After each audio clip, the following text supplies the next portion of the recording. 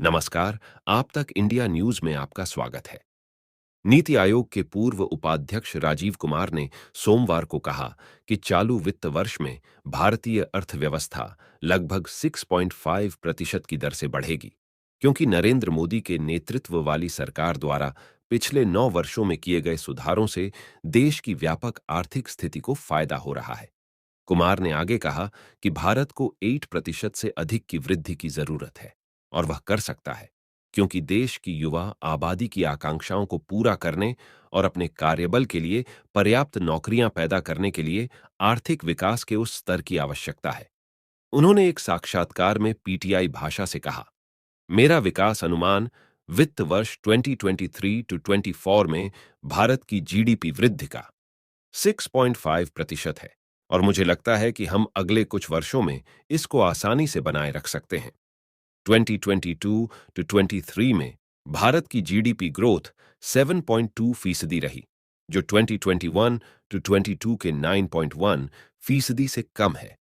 भारतीय reserve bank के अनुमान के मुताबिक चालू वित्त वर्ष में भारत की जीडीपी 6.5% की दर से बढ़ने की संभावना है। कुमार ने आगे कहा, भारत की व्यापक आर्थिक स्थिति पिछले 9 वर्षों में लागू किए गए सुधारों से लाभान्वित हो रही है। इसलिए बाहरी व्यापक आर्थिक संतुलन के साथ साथ घरेलू संतुलन भी अच्छी स्थिति में है। उन्होंने कहा कि भारत का चालू खाता घाटा प्रबंधनीय है। देश का विदेशी मुद्रा भंडार लगभग 11 महीने के आयात को कवर करने के लिए पर्याप्त है, और प्रत्यक्ष विदेशी निवेश प्रवाह जारी है। घरेलू मोर्चे पर कुमार ने कहा कि मुद्रास्फीति लक्ष्य स्तर पर आने लगी है, और सरकारी कर राजस्व में पिछले वर्ष की तुलना में 16% की अच्छी वृद्धि देखी गई है। उन्होंने कहा, इसलिए इससे राजकोषीय स्थिति का ध्यान रखा जाएगा और राजकोषीय समेकन को बढ़ावा मिलेगा।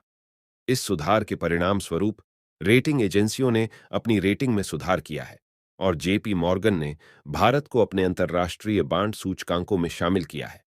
कुमार के अनुसार उन्हें जो एकमात्र कमजोरी दिखती है वह यह है कि निजी कॉरपोरेट निवेश, उन्होंने कहा, अभी तक उस तरह से प्रतिक्रिया नहीं दे रहा है जैसी हम उम्मीद करेंगे, लेकिन इसमें भी सुधार होना शुरू हो गया है, जैसा कि पिछले 6 महीनों में बैंक ऋण वृद्धि में वृद्धि से पता चलता है। जानकारी अच्छी लगी हो तो चैनल को लाइक एंड सब्सक्राइब करना ना भूलें।